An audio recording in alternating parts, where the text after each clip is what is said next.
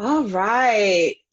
Good evening, everyone. Good evening, everyone. Welcome to Counselors for Social Justice as we present to you Counseling for Black Lives, Advocacy for Addressing Undue Police Violence. Thank you so much for being with us here today. We have a lot to present to you, and we're very excited about it. But first, let me introduce myself. My name is Tina Onikoi, one of the co-chairs for the Professional Development Committee for Counselors for Social Justice, which is a division of the American Counseling Association. So just some housekeeping things I'd like to just do. We will be posting in the chat ways for you to get involved with Counselors for Social Justice. As the Professional Development Committee, we like to ensure that we are providing our members and the greater community with ways to advocate for our clients and our members. Let's see. We have a few webinars coming up. Today, of course, is Advocacy for Addressing Undue Police Violence. July 23rd, we have Protecting Trans Youth with Dr. Lauren Scher. And August 3rd, we have Social Justice in Schools. August 3rd, again, that's at 7 with Dr. Collette. Okay.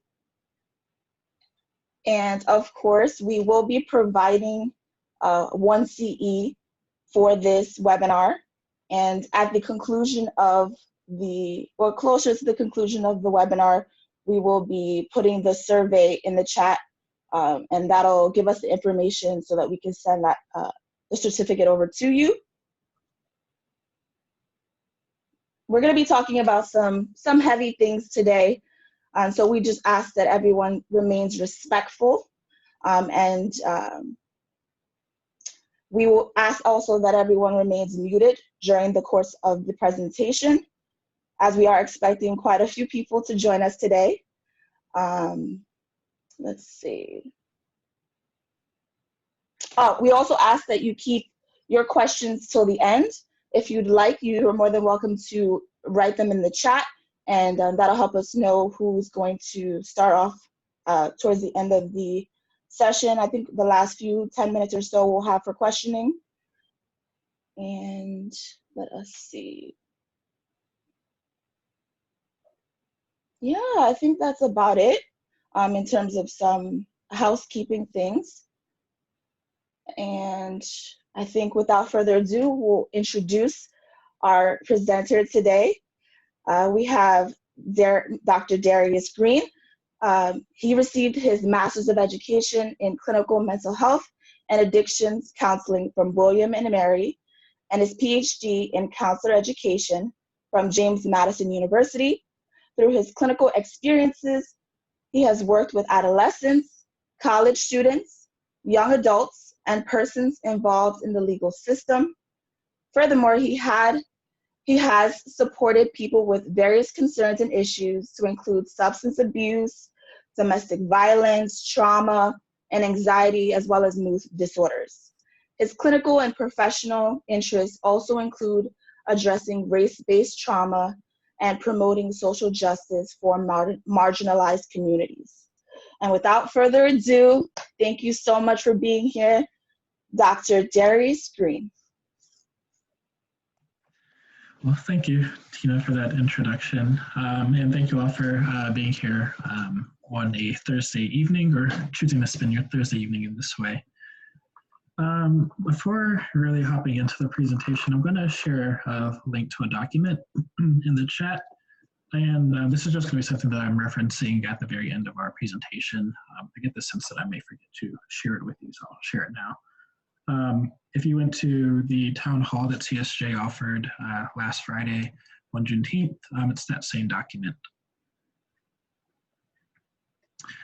So to get started, the title of this presentation is Counseling for Black Lives, Advocacy for Addressing Undue Police Violence. So we'll be talking about some really relevant things to what's been going on in the world. If you can go to the next slide, please. Just to mention what the learning objectives for this session are, we're going to define race-based trauma and undue police violence. We're going to analyze the impact of violent and negligent policing on Black and African American people. And we're also going to identify advocacy strategies for addressing and preventing undue police violence that may happen to individuals and within our communities. So I'm going to start by hopping straight into defining racism and trauma, as those are two really important concepts that, for me, that's how I'm approaching this topic of police violence. So to start, racism, most of us probably are very familiar with the definition with one aspect of the definition of racism, and that aspect focuses on an interpersonal or individual level, in which racism refers to harmful actions or beliefs from members in our society towards others of a particular race, racial or ethnic group.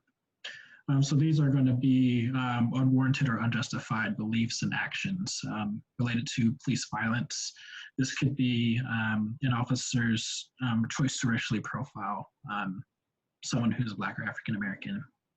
And one thing about racism that's on an individual level, it can be covert or overt. It can also be intentional and unintentional. Regardless of however we might characterize it, it still is racism as it's perceived by the individual on the other end of the interaction. And that subjectivity that I just referred to is going to be a really central theme to how we define racism, trauma, and police violence. So please keep that in mind. The second aspect of racism that sometimes gets overlooked in terms of what we consider as racism or acts of racism is a more systemic lens to racism. It refers to the allocation of privilege and power to certain racial identity groups within the social or racial hierarchy within a society, while simultaneously disenfranchising other groups. So within the United States, what that looks like is that white people inherently are afforded a certain privilege based off of their heritage and racial identity, while other racial identity groups such as Black and African American people, those who are Hispanic, people of Asian descent, are disenfranchised in various ways. And the systemic component is different from the interpersonal component in that institutions within society disproportionately impact and cause harm to marginalized people and people of color. We might see this in institutions like the healthcare system, even within our mental health profession. We may see it in the legal and criminal justice system and in the educational system. Maybe jumping ahead a bit to something I'll mention later on, we might see evidence of systemic racism through a disproportionate impact of people that are arrested or jailed, or by people that a disproportionate impact on certain groups that are represented in the those who are killed by law enforcement officers, which we'll touch on later. The second thing I want to define really quickly is trauma, just so we're all on the same page. Broadly speaking, trauma refers to any psychologically overwhelming experience that interrupts or interferes with one's daily life functions.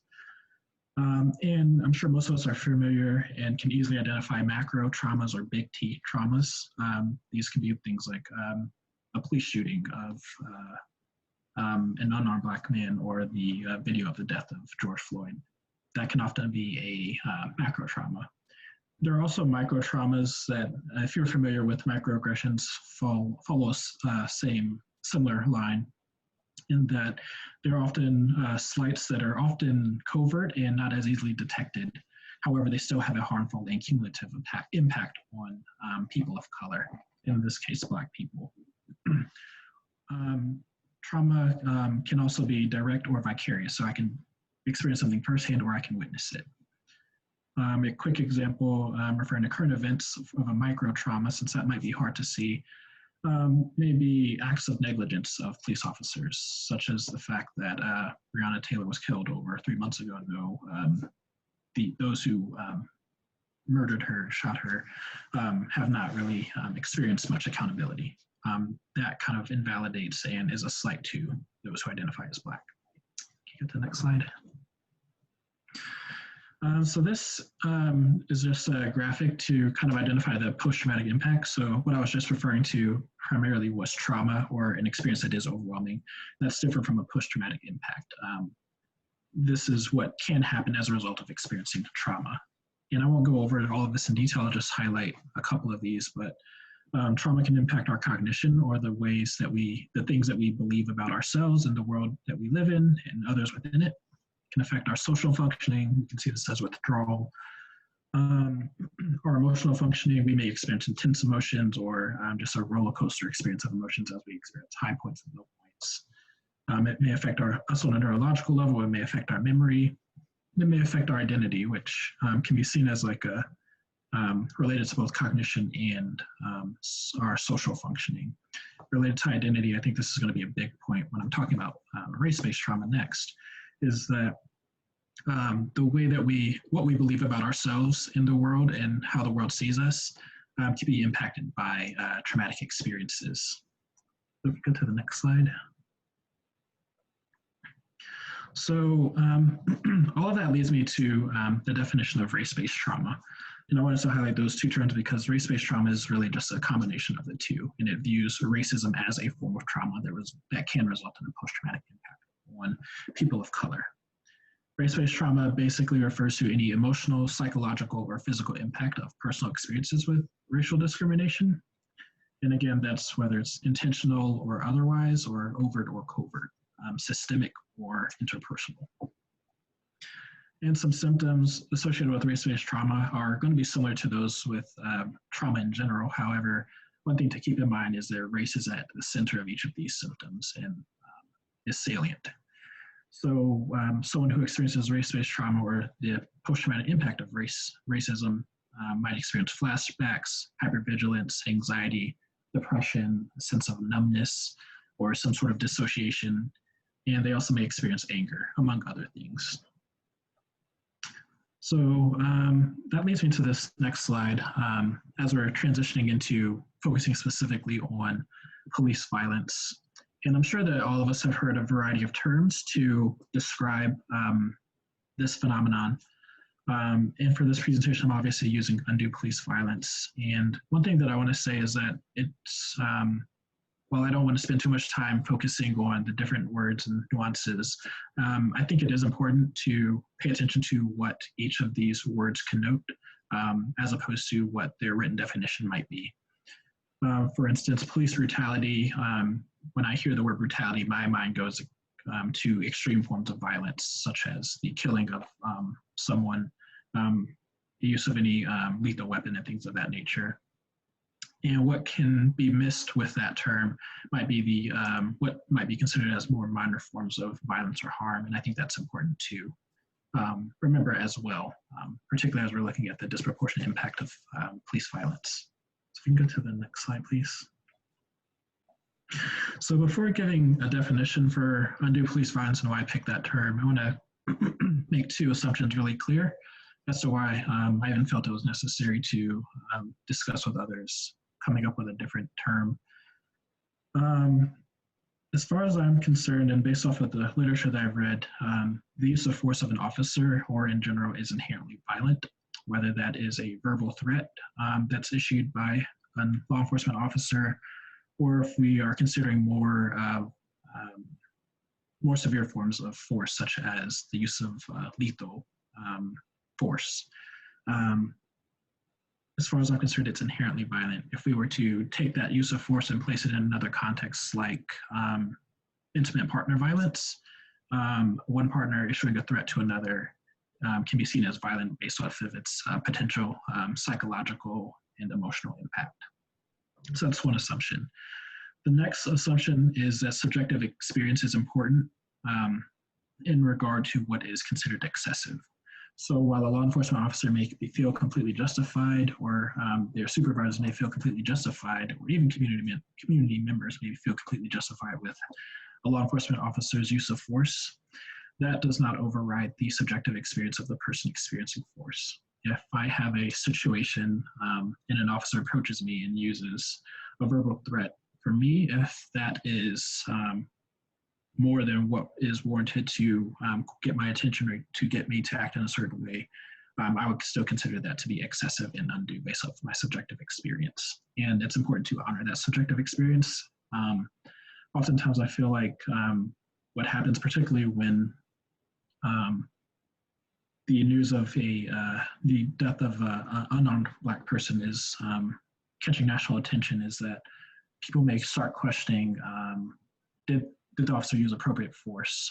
And thinking about microaggressions and microtrauma, one thing, the added message to that is, to that question is, did this person deserve to die? Did this person deserve to experience violence and the subsequent impact of that violence on them? So I think it's really important to be mindful of the subjective experience and not just, I guess, attempting to take an objective approach.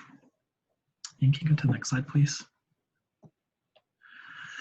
So all of that to say, this definition of what I'm specifically referring to when I say undue police violence, I'm referring to any law enforcement officer's use of force that results in physical, psychological, or emotional harm, any extent of that sort of harm that is perceived as unwarranted, excessive, or incongruent to the given situation.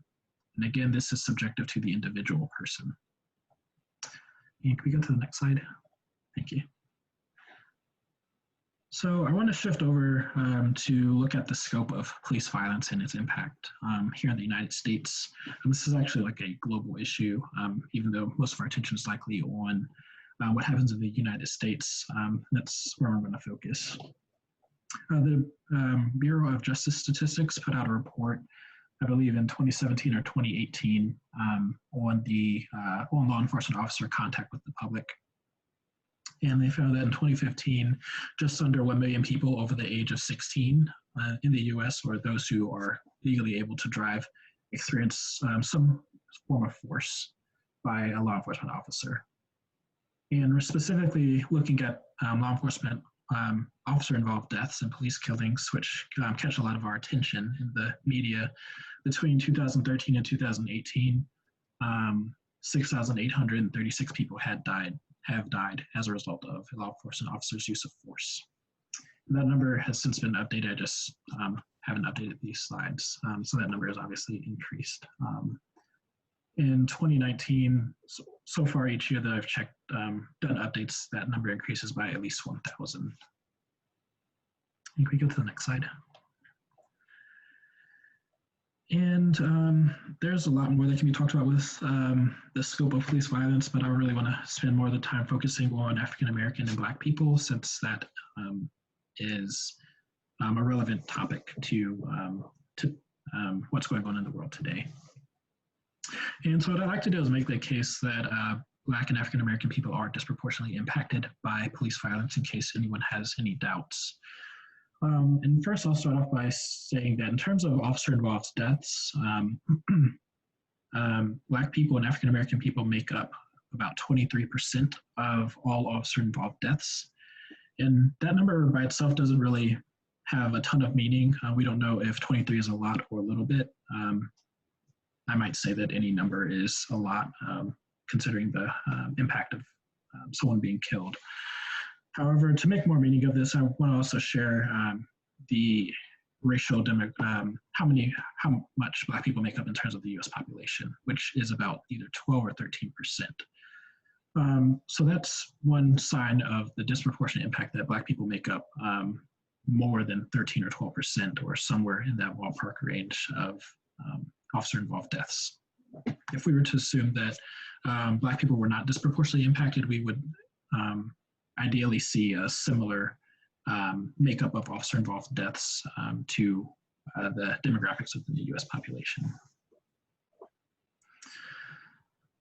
Another statistic from a recently published study looked at the mortality rate of officer-involved deaths based off of race. And for Black people, looking at a rate of per 100,000 people, the mortality rate for Black people was 2.1, while the mortality rate for white people was 0.6.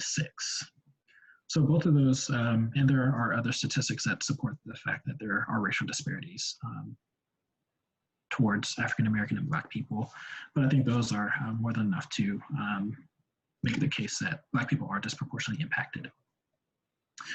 And even though this has gained a lot of attention in recent times.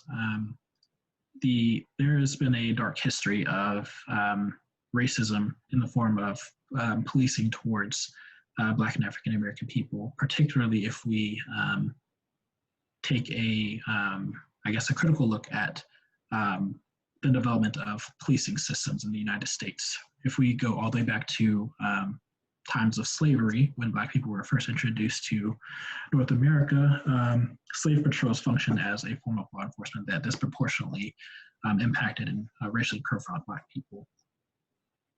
There have been other points in history. I didn't really mention this, but I did my dissertation on undue police violence and particularly how the counseling profession is involved. And in doing so, I came across some history of police violence. So this topic has reared its head slightly after World War II and fights for rights. It's been present in the civil rights era, again, as rights are being fought for. I actually just saw decided to see the movie Selma for the first time a couple of days ago, and it's unfortunately sad how similar themes of that movie show up today. But that's another point. There's also been history of documented activism, particularly from Black women in the 1980s, in result to the killing of unarmed Black people. In the 90s, a popular case would be Rodney King and his brutal beating. And in our recent memory has been the negligence related to the death of Trayvon Martin, the killing of Michael Brown, and I won't go through every name because we'll be here on that alone for an hour. Everyone else who's been killed since 2014. The next slide, please. So with that in mind, what I want to focus some time on is the impact of police violence on Black people from a mental health perspective. And again, I'm approaching this from the lens of trauma and race-based trauma. So I'm going to be talking about the direct exposure to an experience of police violence, and then next the vicarious exposure or witnessing others. So for these 3 bullet points, all of these studies that I'm referring to, they don't look at race, they're just looking at the general impact of police violence. But some studies that I've looked at, and there aren't a lot of published studies currently, so I'll say that off the bat. But one study that I looked at found that experiencing one study that I looked at linked various forms of force to suicide and suicidal ideation. And what was found from this study that I'm referring to is that certain forms of force were linked to increased risk of suicidal ideation and then attempting to take one's life. And this is particularly seen among certain types of force, notably would be physical force, the use of a weapon or a firearm, and then sexual abuse. And I don't remember in this study who that specifically refers to, but I think it does remind us to call attention specifically to how gender intersects with this issue. Other studies that I've looked at have linked experiencing police violence to symptoms of anxiety and PTSD. So some uses of force, such as just frisking, have been linked to anxiety and PTSD symptoms. Another study on a population of prison inmates, asking them to recall their arrest experience, found a link between their arrest experience and increase in symptoms of mania and symptoms of depression. So each of these, I would say, are very severe mental health outcomes, particularly suicide and suicidal ideation. So those are some studies on the direct impact. Can we go to the next slide? Next, with vicarious impact, I'm going to spend a little bit more time on this because each of these studies and many of the studies that I look at have focused specifically on Black people and pointed out the disproportionate impact on Black people. So this first bullet point was a study that looked at the impact of unrest in Ferguson, Missouri, following the death of Mike Brown and the decision regarding Darren Wilson. particularly looking at anger, depression, and PTSD. This study looked at law enforcement officers in the community and then the broader community and made a comparison between law enforcement officers, white community members, and Black community members.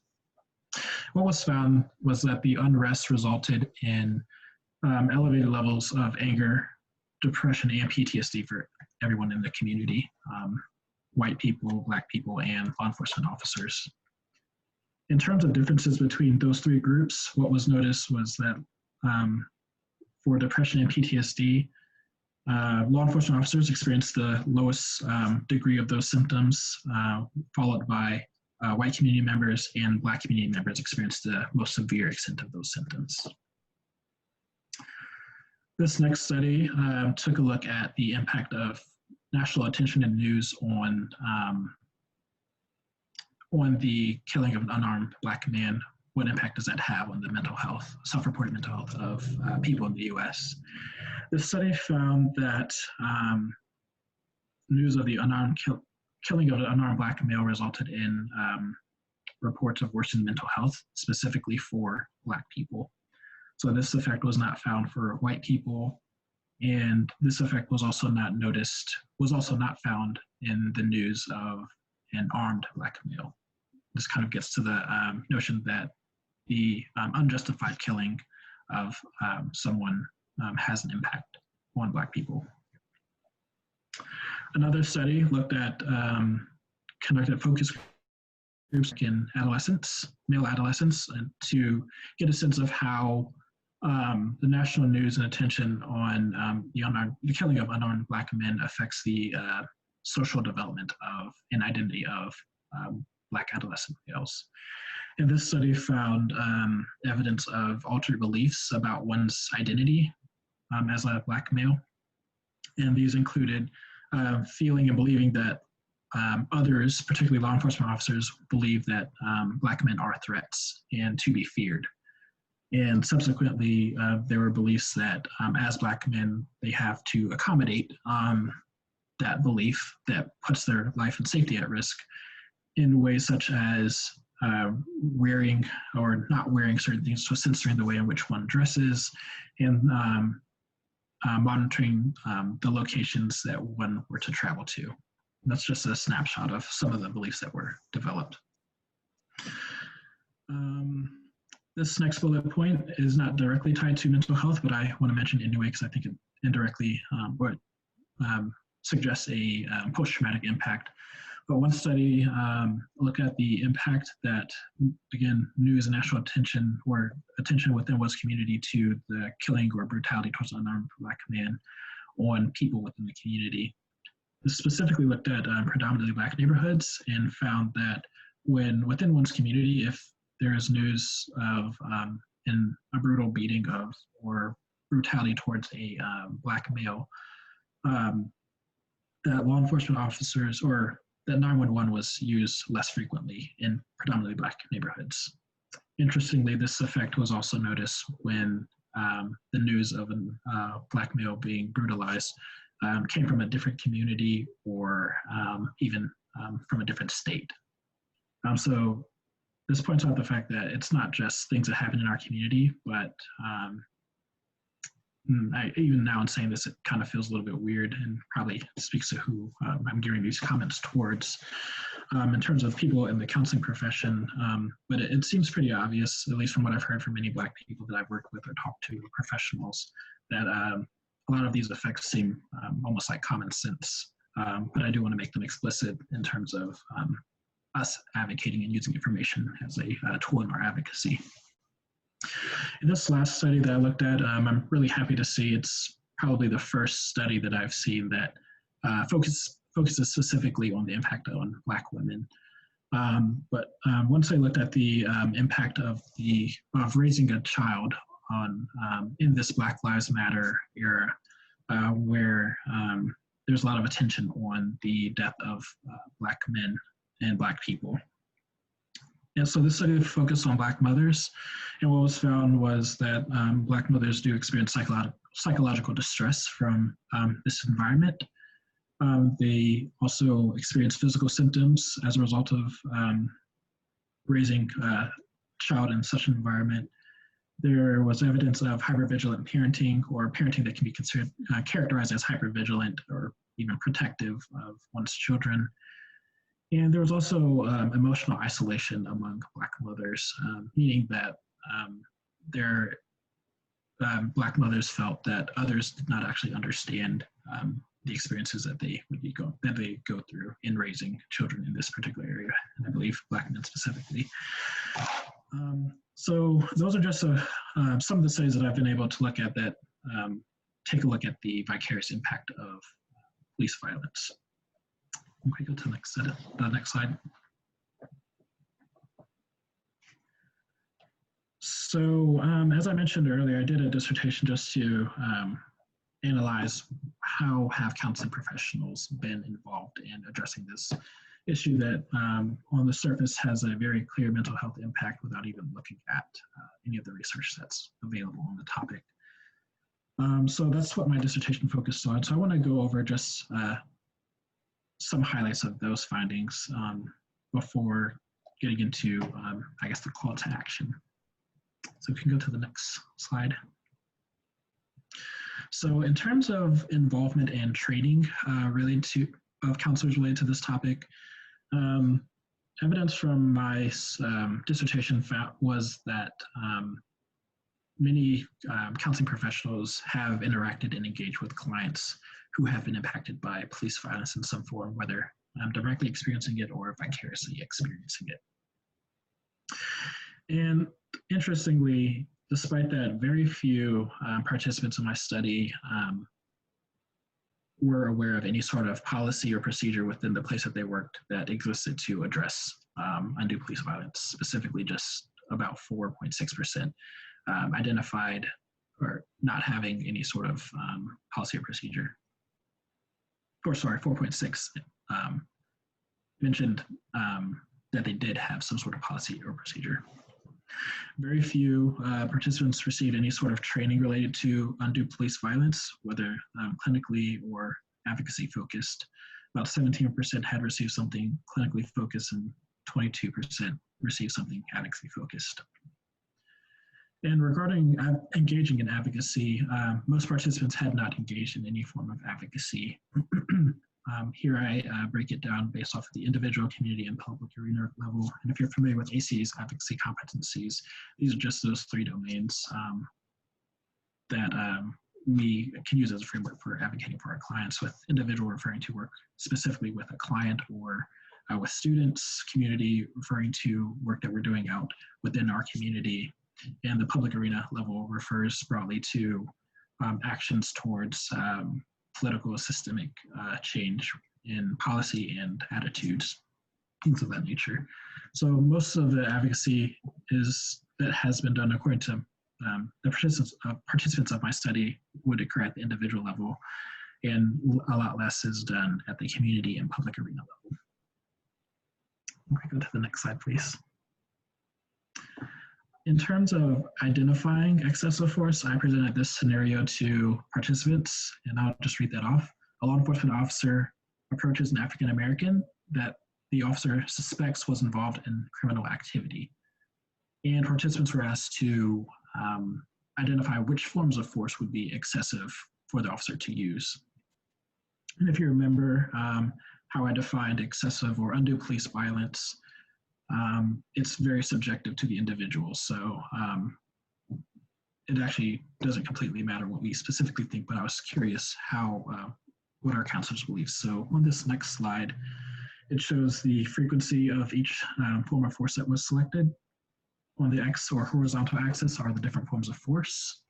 So there was frisking, sexual contact, the use of a firearm, the use of some non-lethal weapon, the use of canines or dogs, the use of physical force, and the use of some sort of verbal force. And as you can see, more than half of the participants, or most participants, selected each form of force. However, we can also see that, and I guess I'll mention this now, I forgot, the total number of participants for my dissertation was 112. So we can kind of see that for most forms of force, they hung around that 90% range, or about 90% had selected each form of force. However, we see a noticeable difference in the numbers who selected frisking and the use of canines. Interestingly, frisking has been documented in research as being associated with mental health outcomes. I haven't seen any studies that tie the use of canines or dogs to mental health outcomes. However, previous research from historians has included that as a form of force. So that's an interesting finding.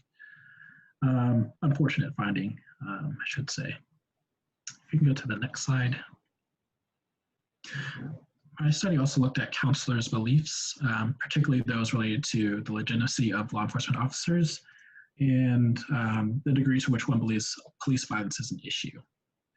And what was found was that through a linear regression, among my participants, when there was a higher degree of belief that police officers are legitimate, there was a trend that suggested that there was a lower degree to which one believes that police violence is an issue. And for anyone interested in the, I guess, summary of the statistics, I have that here on this slide. I'll point out the p-value is less than 0.001, and the coefficient of determination, or R-squared, is 0.263, which is a large effect size. And on the next slide, I do have a plot to show just that trend with attitudes towards police legitimacy being on the horizontal axis, with values on the right representing higher degrees of police legitimacy or believing that police are legitimate. And on the Y, when vertical axis, is the degree to which one views police violence as an issue, with higher values being associated with more likely to believe that it's an issue.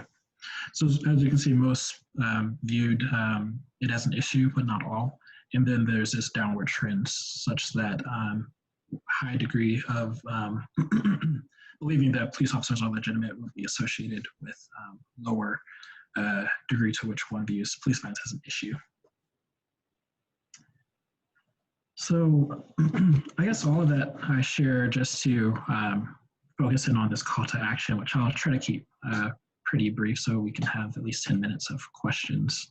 A couple of things before giving out any sort of advocacy strategies or things to think about are that it's important to have ongoing reflection on one's identity and the degree to which one's identity has power and privilege in the society that we live in. As a Black man, that impacts my the power and privilege and ability to work within certain systems. I also have a PhD in on this specific topic, and that comes with a sense of power or privilege.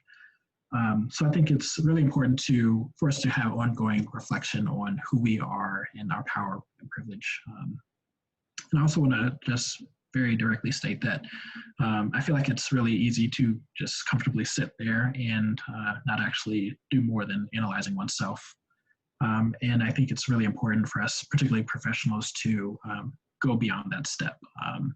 It's not just about us as individuals, but this is an ongoing systemic issue that requires action. Next, I also want to mention that it's important to engage in constructing plans, particularly those that are collaborative. And I'm saying this specifically to people that are not Black, if they are looking to make change and promote change associated with the disproportionate impact on Black people. If we aren't creating collaborative plans, or we're just kind of barging into systems with our own agenda without any sort of consultation or collaboration with Black people, we run the risk of ignoring their voices and further perpetuating trauma and making more mistakes and creating more distrust. So that's a really important part to maintain collaborative stance. And lastly, I think particularly if we're making plans, it's important to evaluate our plans and our action rather than just acting and hoping for the best. We should engage in some form of evaluation.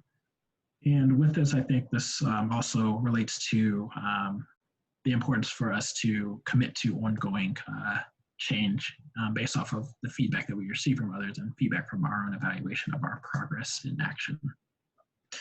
I'm sure many of us are familiar with the term multicultural competence, and one thing that term connotes is like this ongoing development towards this point of knowing and being knowledgeable, skillful, and having certain attitudes that are useful in advocating and being supportive of marginalized communities. And recently, terms like anti-racism suggest that we need to move beyond just being aware that, yeah, this is an ongoing process, but we actually need to make a commitment to that ongoing process and commit to anti-racism. And I think evaluating our actions can be one step towards anti-racism. So we can go to the next slide. I just share this. This is ACA's Advocacy Competency Model. Just to give a reminder for the next couple of slides, this is a framework that I'm working from. I'm not going to go into definitions of each of these domains. If you would like to know more about them, you can easily find this on ACA's website, the American Counseling Association's website, or simply by Googling ACA Advocacy Competencies. It comes up pretty quickly. I do that all the time, actually. So if you can go to the next slide. I have these next few slides broken up by actions at the individual level, actions at the community, school, and organizational level, and then actions at the public arena level. And the document that I shared at the beginning of this webinar has more advocacy strategies. These are just a highlight of a few. Regarding the individual level, as clinicians and mental health professionals, we can focus a lot of our time on assessing for the impact of police violence, particularly from a trauma-informed lens.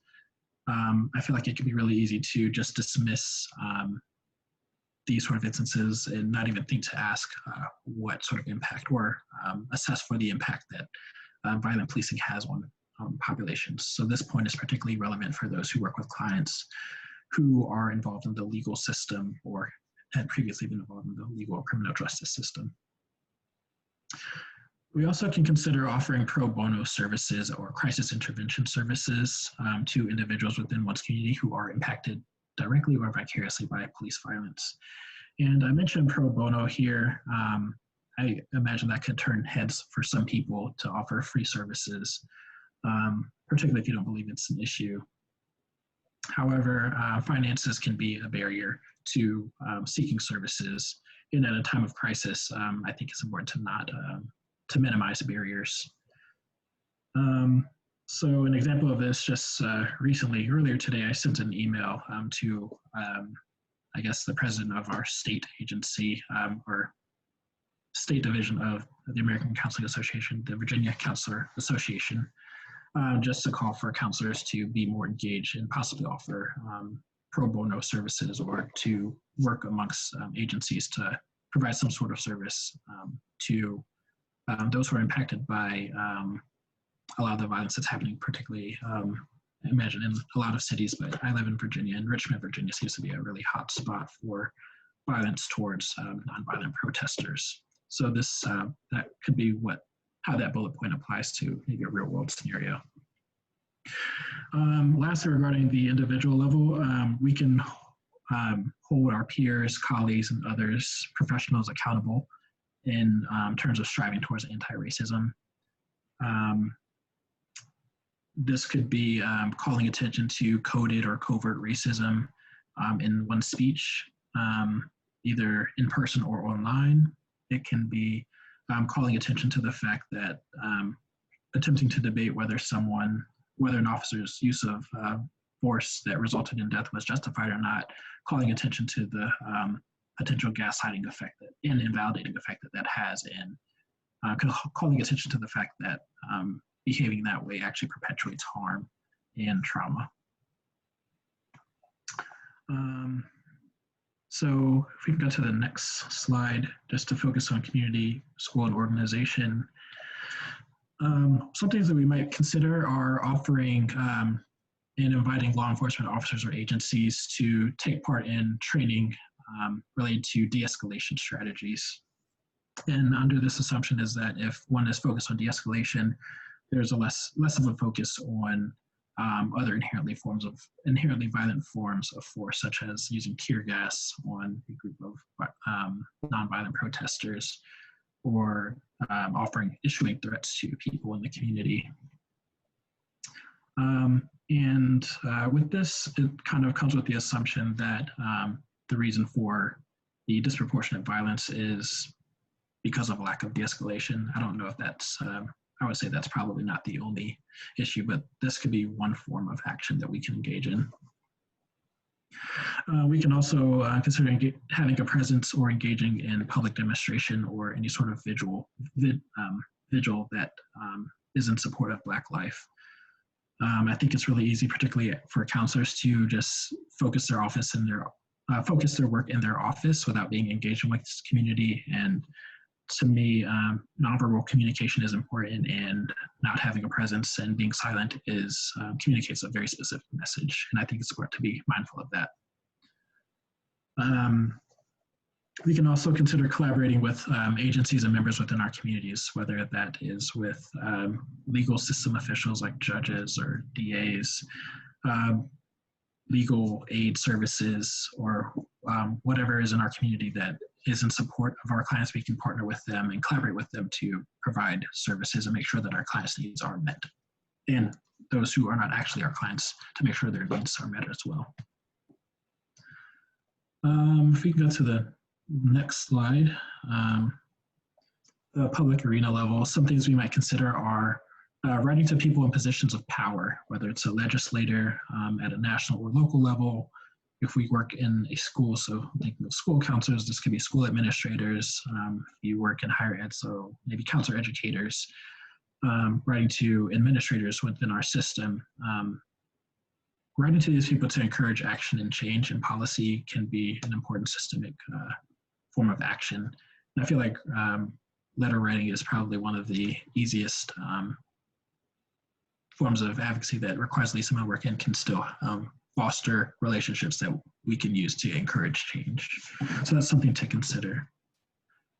We can also consider voting and encouraging others within our profession and in our communities to vote, specifically for locally and nationally elected officials who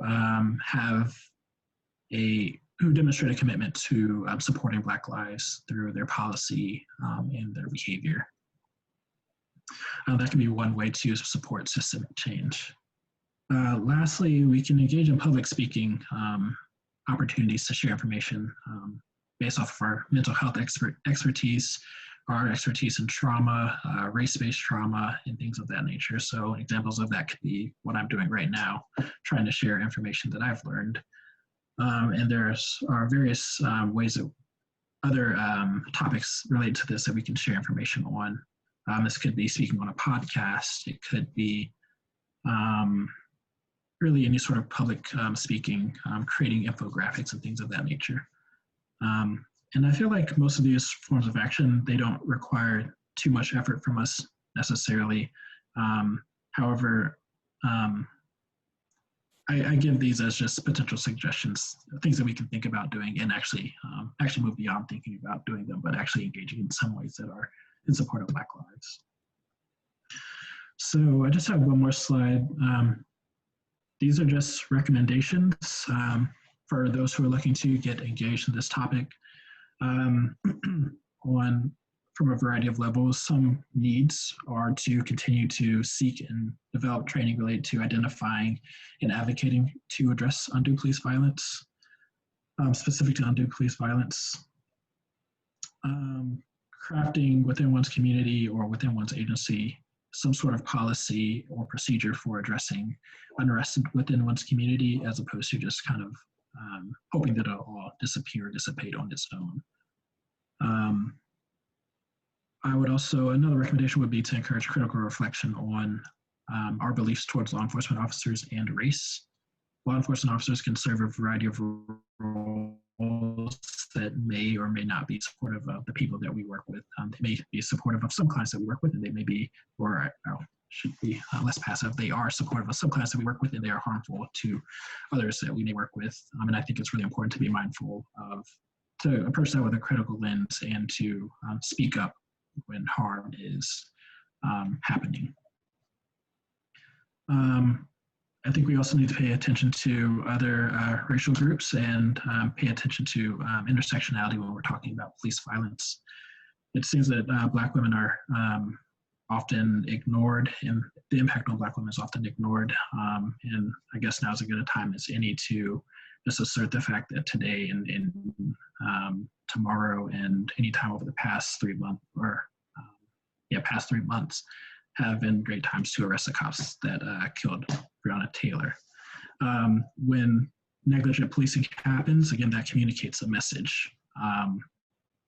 It communicates that Black women aren't important enough to for us to pay attention on. And I think we need to be active in not perpetuating that and paying attention and holding people accountable to the violence that happens to Black women.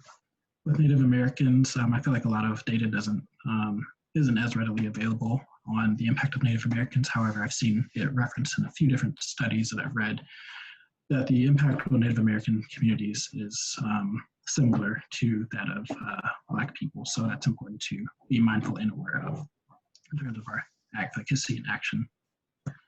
And this last one, I feel like is kind of common sense, but I think we need to have an ongoing commitment to anti-racism and dismantling systemic racism within whatever sort of setting we're working in, whether it's higher education, whether it's, I guess I'll just say it's been on my mind for counselor educators on CSNet. That can be one system where we need to dismantle systemic racism and address it. If we work in a school, if we work in a community agency, if we work in the legal system, I think we need to make an ongoing commitment to anti-racism. So that's all I have for you. I feel like I've been speaking a lot. I want to leave the rest of the time just for questions or comments that others may have. Thank you so much, Dr. Green. At this time, we will open the floor up for questions. I know we had some people in the chat who had expressed a couple questions, and I don't know if we'd like to start. We have Ellis Shepherd, if you'd like to unmute yourself and express your question. Sure. Hi. So I work at a community mental health agency in Florida, and after the death of George Floyd, the agency sent out a 3-sentence email to all staff, and it was really not enough. And I was furious about the response. So I'm just trying to figure out how to demand more from the agency. We are a detox facility. We, people get brought by the police in Baker Act situations to our facility all the time. We have 65% of our employees that are Black. We serve a lot of people of color and Black folks in the community, and it just wasn't enough. And so I plan to compose an email to them, and I was just wondering if you could offer any guidance. I want to have like a list of things that I want to ask them. Yeah, that's a great question. I think you bring up a couple of points. For one, issuing statements seems like the very bare minimum sort of action. And what you describe is like on the, I don't know, very insufficient just to not try to be too polite. For me, when I'm writing letters, I've written a few. I've really made it a point to demonstrate the impact on Black people. So if you work with a lot of Black clients, I think pointing out the impact from vicarious exposure itself is enough to suggest that even if these people are not directly experiencing harm, that being aware of what's going on in the world is likely impacting them. If they're in a detox facility, I believe is what you said,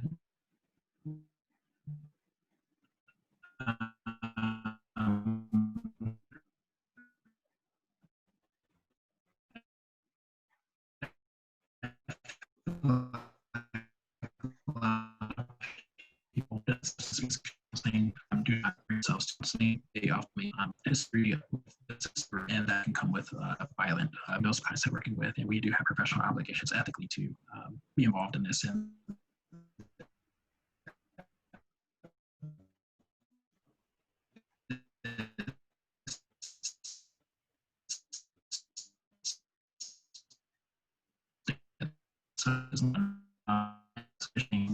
helpful. Thank you very much. I also, once I draft it, I want to like disseminate it as a template if other people that work at community mental health agencies, if any of those where I should inject that, just let me know too. I believe I've heard that Counselors for Social Justice would be putting out a call for resources for counselors. So that could be one thing to stay mindful of. Yeah. Great, thank you. Mm-hmm. And we had Jillian. Yes, hi. Hey, Darius. Thank you so much for your presentation, Dr. Green. I am curious, so I live in St. Paul, so right near Minneapolis, where George Floyd was murdered, and there's been a call for counselors, mental health professionals to come offer crisis intervention and crisis counseling services, and I'm interested in doing so. With that in mind, I have been a private practice clinician strictly so far in my career, and so while I have basic skills in, identifying risk for harm to self or others and de-escalation, I don't have any formal training in de-escalation or crisis intervention. I've done some Googling and have not found any great resources, and I would love anybody's input in the chat, or Dr. Green, if you have any input, I would love to hear on really reputable, good ways to get training in de-escalation strategies as well as crisis intervention so that I can go do that work. I see somebody in the chat, Francine, said Ellis Amder offers excellent de-escalation and crisis intervention training. Thank you so much, Francine. I will absolutely look into that. But yeah, any other resources people have in terms of trainings that I and others can go to would be really appreciated. Yeah, so I feel like I don't have a strong recommendation, so I appreciate that recommendation in the chat, and I would encourage others to focus on that as well. For myself, in terms of de-escalation, I focus on just trauma-informed principles. Being mindful of like the really expected trajectory of emotional arousal, where we might start off at one stage where issuing or talking about what's going on can be a very useful strategy to de-escalate. However, if that doesn't work, if someone is reaching this climax, just simply trying to process emotions may not be a strategy to go with. Instead, we might want to focus on issuing very direct commands to promote safety up until the point where someone passes through their climax of their emotional intensity. So I don't have a specific model, so not sure if one's been posted in the chat, but I would definitely recommend that. And again, I think we've chatted before, and I'm keeping my eye out for that. And I did see one resource, so I can pass that on to you if I. Thank you so much. That's really helpful, and I appreciate it. Okay. I know the time is kind of coming to a close. I don't know if we had maybe one more question. Anyone feel free to chime in.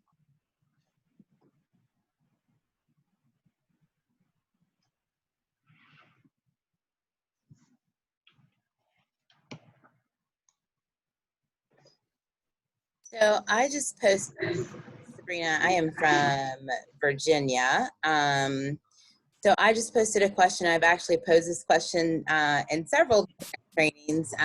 So just looking for resources. So I am a Black woman. I am a mother of 2 Black sons. I am a mental health professional. And so my role in the community of being a supporter and an advocate is very important to me. But I'm also trying to find the balance of holding that space for other people while also holding the space of my own lived experience. So just looking for some resources or guidance or thoughts on that. Yeah, thank you. I imagine that's very difficult. I mean, I have my own experience as a Black man trying to remain professional and continue to do work in the midst of all this. It's very difficult. A couple of things I've noticed that some counselors have done are creating space specifically for Black people and facilitated by Black people to, at least at the minimum, serve as a place to process what's going on and to have a sense of community. I would really encourage that if one has the energy to facilitate it or orchestrate it or find others who can help pull that together. within one's community can be a really a great start or one potential form of action. Yeah. Okay. I think that is our time today. We just want to thank you so much, Dr. Green, for sharing your expertise with us. It was very well received and appreciated. I think we have in the chat some thank you everyone for all the thank yous, fabulous. We have in there a link for future webinars that we will be having. We will also be, it sounds like Dr. Lauren, you posted that we'll be able to kind of share space, hold space for people coming shortly. And we're going to be posting the link for the survey as well in order for people to receive their CE. Looks like that's it. Any last remarks? Rebecca, Laura, Dr. Green?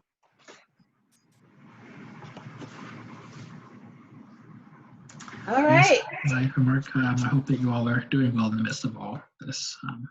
Yeah, as well as can be, I guess, actually. Yeah. Okay. Thank you all, and have a good day. Thank you. Thank you.